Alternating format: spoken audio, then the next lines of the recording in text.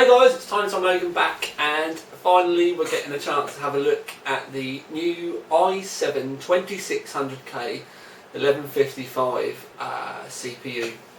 Now before I start doing my famous ramblings, if you found this, if you're finding one of my videos for the first time, just to let you know that if you go and watch the videos on my channel where all my other reviews are, there's no videos on the channel. But also, don't forget to subscribe and comment. Thank you very much. Right, down to the nitty gritty. 2600k is the i7 variant of the new Cinebench stuff. So that means 4 cores, and it's also got hyper-threading, so that means a total of 8 threads in total. It's got a 3.4 GHz stock speed, which is 100 base clock times 34 multiplier. Now this is really where it starts to get confusing, because as far as the actual, where the CPU stays at, it will never go any higher than 3.4 GHz. If you have speed step turned on, it will drop back to 1600 MHz, so don't worry about that. To overclock these chips, you actually have to overclock the turbo mode. So your overclock will only ever be apparent when the CPU is being stressed. So if you have CPU-Z open, when you start to stress the CPU with a benchmark, or when you're doing something CPU intensive, the clock will then ramp up to your set clock speed. So it's very different, because with 1156 and 1366 I would tell you to turn turbo off and just overclock. I'd also tell you to turn speed step off as well. So all these things are now completely different with Cinebench. So it's going to make for some very interesting reading on the Overclock 3D forums when people start to play with these, because it is very different. And I can't help but feel that they've kind of taken the fun out of it as well, because yeah, it's just, I suppose it's just where there's less to play with. But as time and sort of products and our knowledge of all these new things progress, maybe it could end up being more interesting, but we can't really say at the moment. People are going to ask straight out of the box, is it better than a 950? Well, in a lot of benchmarks, yes, in both stock and overclocked, because these overclock like no one's business. I'm actually doing this with part of the review on the Intel P67 board, because it's, as far as I'm concerned at the moment, it's the most stable of the boards for overclocks. The vendor boards are a bit buggy with BIOSes, but I'm not telling you to buy the Intel board. All I'm saying is that the people like Asus, MSI and Gigabyte still got a little bit more work to do on their BIOSes before they're before they're ready and bang on. But overclocking wise, I benched this at 5 GHz stable, and that's the tests that I'm going to be showing you today. Is 5 GHz. So that's a 50 multiplier on the turbo with 100 base. Now it did need a lot of volts to get there, and I certainly wouldn't recommend people are running these volts 24/7. Definitely not yet, until we see what they're able to handle long term.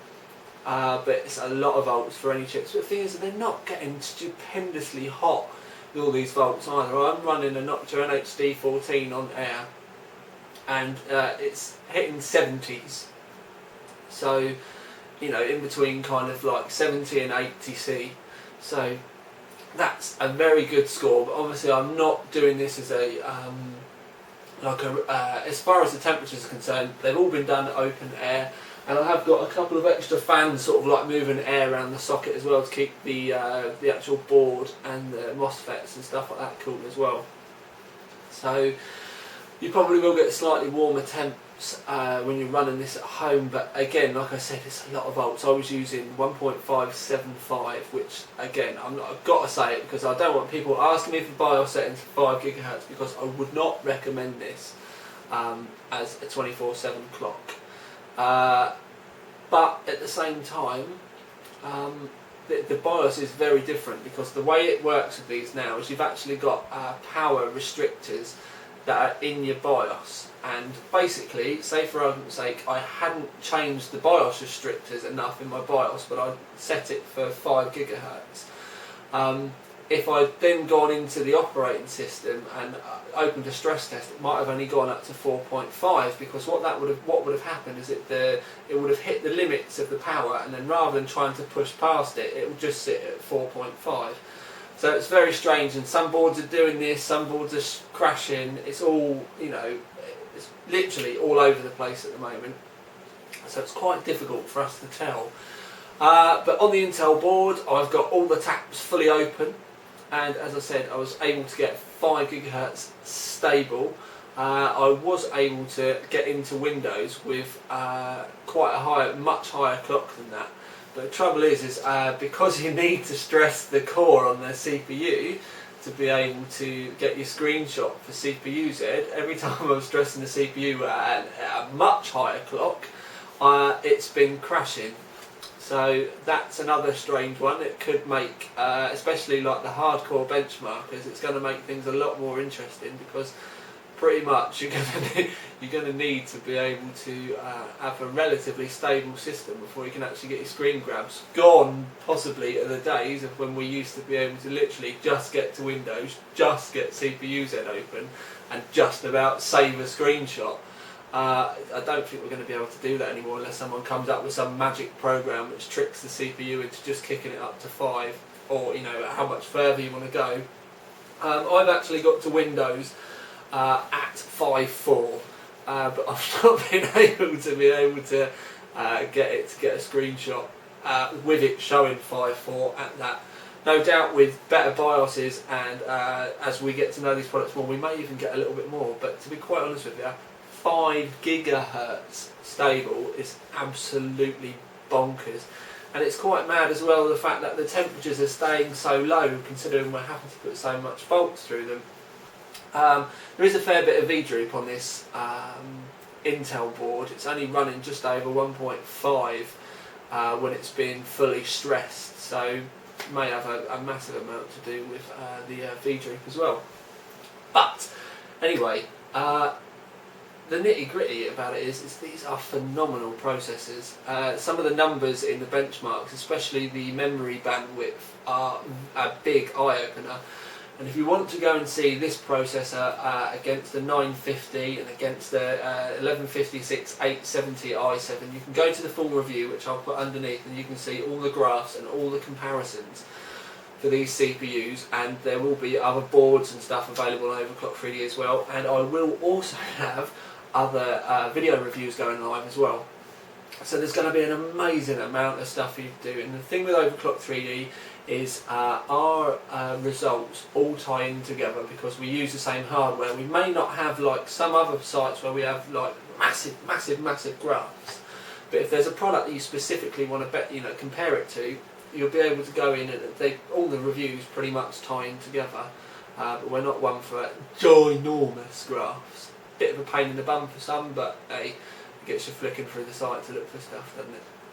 But anyway, we are going to do a selection of benchmarks. I've actually got 3D Mark Vantage, it's finished behind me, an Vantage score with a stock 570 and 4GB of Mushkin RAM running 1600 MHz 686. It's the red line stuff that I like so much. It's 26,541, and that's got a CPU score of 77,188. So bonkers, massive numbers there really. 77,000 for a CPU score in 3D Mark Vantage is absolutely nuts. But what I'm going to do is I'm going to bring the camera in. I'm going to show you a bench of 3D Mark 11, and then we'll go and do some. I'll show you a W prime. I'll show you a Cinebench, and then I'll show you some game results. But the whole idea of this video is that it's a companion to the main review, just so that you can get a proper visual of what the benchmarks are doing, how quick everything's running, and you can also see the clocks and everything. And I'll also show you how I will get my words out. I'll also show you how the clock speed is going from 1600 MHz because speed steps on, and then ramping right the way up to 5 GHz, just so that you can see it as well. So without further ado, let's get the camera in and a little bit less of my face. But the long and short of it is the processor good? Oh my god, yes, it's bonkers. Right then, you can see the clock speed there has ramped up. Oh no, this way, there we go, 4.9. You can see it flicks between the two. If I stop this test that's running now, you'll see it's now gone back down to 1.6, and that's perfectly normal. That's how these work now. Before it would have been a shock to many, but right, if we get the camera kind of in the right place, there we go. Right, what I'm going to do, you've seen 3D Mark Vantage there, so what I'm going to do is open 3D Mark 11, and I'll do that for you while you're sat there watching, and we'll just set that one off. You can also see down in this part of the screen that the maximum speed, the maximum temperature we've had so far has been 74 degrees, even at 5 gigahertz.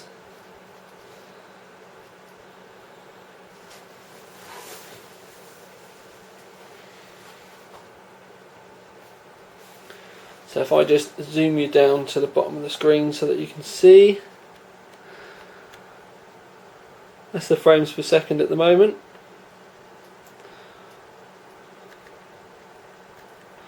I'm going to leave the camera alone now and stop messing about with it, because everyone will say they're being seasick.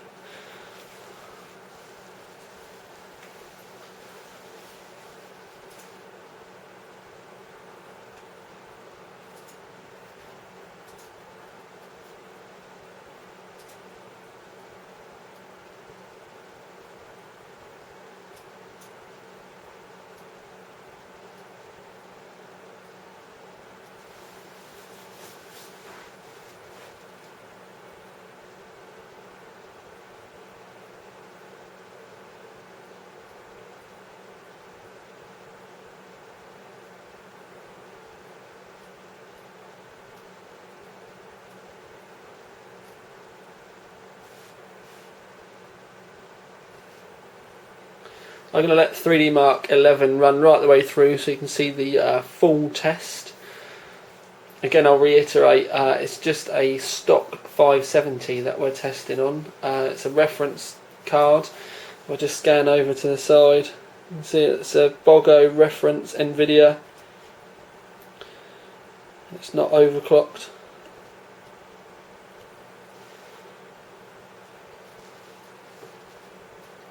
So if you do want to compare some videos, it'd be a good idea to go to the 570 video that I did, and then especially when we get to the gaming section, take a note of the frames per second that you've been getting in the games, and you'll be able to compare it from a 4 gigahertz i7 950 to the 5 gigahertz i7 2600k 1155.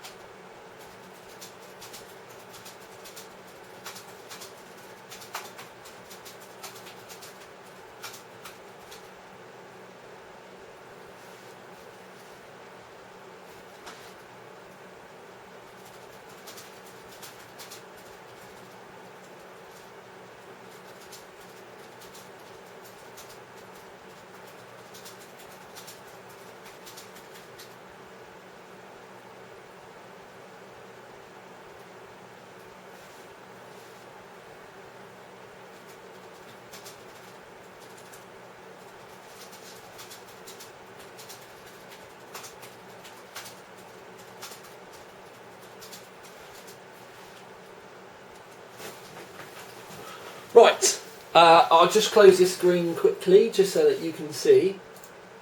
But there we go, we've had got 5,000, I'll zoom in for you just so you can see, 5,478 3D mark points in 3D11. And what I'm going to do is I'm going to instantly open for you Cinebench, and we'll do the OpenGL and the CPU tests.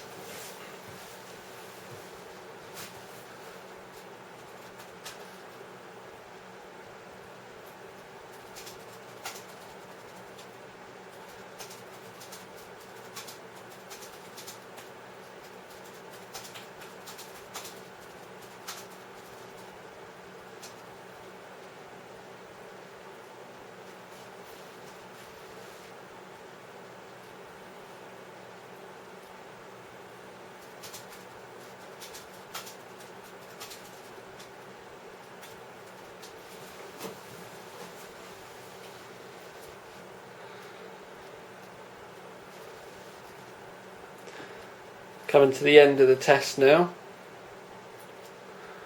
What I'm going to do is, we've got 77.34 frames per second there.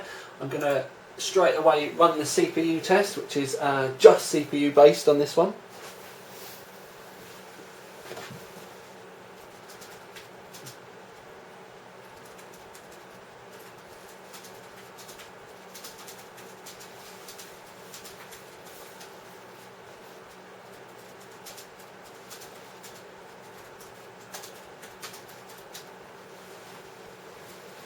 As you can see, it's whizzing around the outside there as it's actually rendering the picture.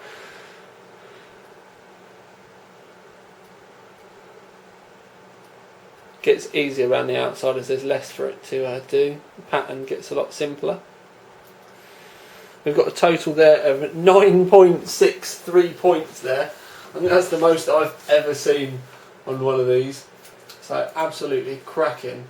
And what I will do, again, while you're all watching it live, so you can see I'm not messing about with anything. So I'm going to do, we'll do a run of Alien versus Predator. Keep an eye on the top left-hand side of the screen for the frames per second. Move the camera up a little bit. Yeah, keep an eye on the frames per second on the top left-hand side of the screen.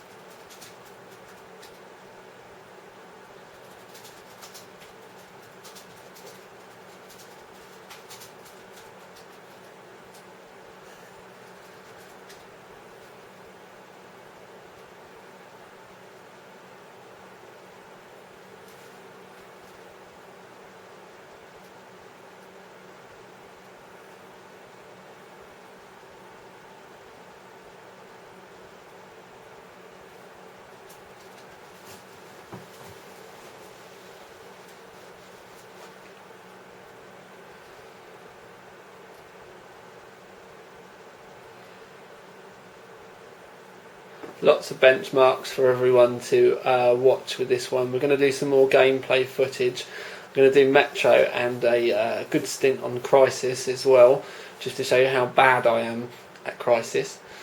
But I wanted to show you a good range of benches and gameplay footage, just so you can see what is possible. Obviously, I need to reiterate that 5 GHz, at least for the voltages that I'm running at the moment, aren't what I would suggest for a 24/7 clock, but it does give you an idea of what's possible.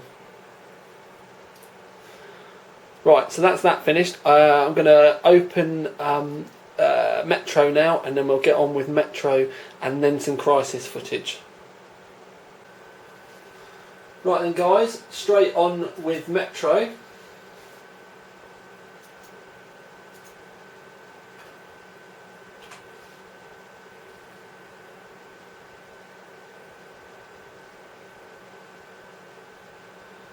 Very healthy frames per second up in that top left hand corner there.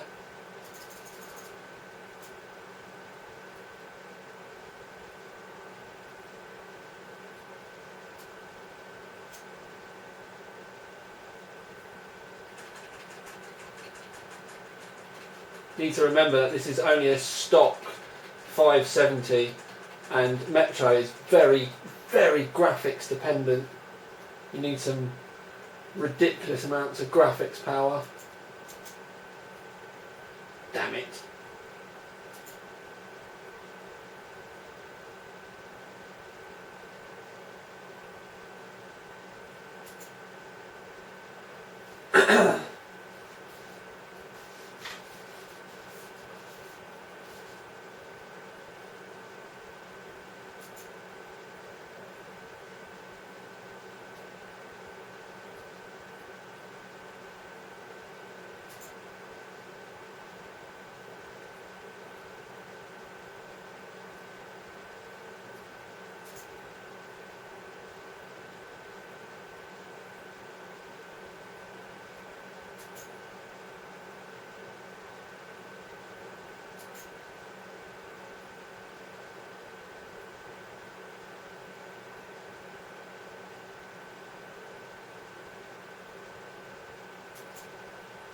Never ever get that one. Right, that's the end of this test. Let's wrap up. Right then, so that's the end of all the benchmarks, and it's time for me now to kind of wrap this up. At the end of the day, the performance is absolutely stonking. It was the overclocking side of it is bonkers. To be able to bench something and it actually be stable on air at 5 GHz is absolutely mind-bending. And a lot of the CPU benches, you can understand why they are leagues ahead of, for argument's sake, the 950. It's because it's got like an extra 600 MHz on the core. But the memory bandwidth and even clock for clock, they are kind of on par, if not a little bit more. It doesn't make a massive amount of difference in games because we've got to the point now where games are really, really stressing the graphics card and offloading most of the processing onto the graphics card. And at the end of the day, this is never going to be and I hate the word, but it's never going to be a bottleneck for a graphics card. But the long and short of it is they are cracking, and it would be a perfect thing for someone that's just getting into computing to get if they want to tweak and fiddle, because for a beginner you're going to get really good results very easily. They're not that difficult to overclock. Even there's kind of settings on the motherboard where you can just go overclock it for me and it will do it, and you'll get over 4 GHz very, very easily. But for those of you out there that like to tweak and are sort of like that, you want to get those big numbers, you will get big numbers. Like I said, I've managed to get 5 GHz out of this perfectly stable. But I don't know how much you're actually going to get out of it as a reward other than just those numbers, because there's something about the overclocking with these. I think I'm very kind of nahalium. I like 1366, I like tweaking that. This is so different. I've not 100% made up my mind whether I'm quite comfortable with it yet. Just overclocking the turbo to me seems a little bit, I don't know, a little bit too easy, but I don't think that's the right word. It's just, I don't know, I don't think that you're really getting enough out of it. It's definitely making it easier for people to overclock, but I'm not sure whether I really like that or not. Yeah, for those of you out there that do end up buying these, I'd like to know what you think and how you get on with it, because like I said, my mind's really not made up whether I like this way of overclocking. I'm not a fan of not being able to change the base clock very much, or if at all, to be quite honest with you. Multiplier clocks to me just seem like something, I mean, I know many people that have bought 980s and say, oh yeah, I've got 4 GHz, and it's like, but you've got a 133 base clock, do you know what I mean? You've not done anything. It's the same with people that buy AMD Black Editions and just crank the multiplier. I don't call that overclocking. That's just wanging volts and changing the multiplier. And to me, So, yeah, I'm not 100% made up on this overclocking yet. But if you do the overclocking and you do play with it and you do set everything up, the performance that's available is amazing. I'll keep looking over because my missus has got the telly on. But yes, absolutely stonking. You can't give this any more than a double thumbs up, because I don't think they really could have done much more other than let us play with the base clock. But I will go as far as to say I personally really hope that this isn't a sign of things to come with Intel. If this is just going to be part of the way they do things with mainstream, awesome. But if and when other sockets do get replaced, please let us have the base clock changes back, because that's what we want. And also, one thing I must say is I think Intel have set the bar amazingly high for the AMD and the socket changes that they've got coming. We don't know yet, but it's going to be an interesting fight to see if AMD possibly will be able to take the crown back, but we will just have to wait and see. It'll be big news if they do, let's put it that way. But for now, at least, this is Tiny Tom Logan with the 2600k series